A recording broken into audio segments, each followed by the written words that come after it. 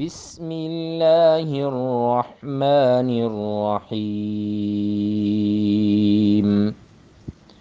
عبس وتولى أن جاءه الأعمى وما يدريك لعله يزكى أو يذكر فتنفعه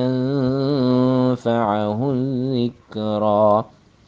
أما من استغنى فأنت له تصدى وما عليك ألا يزكى.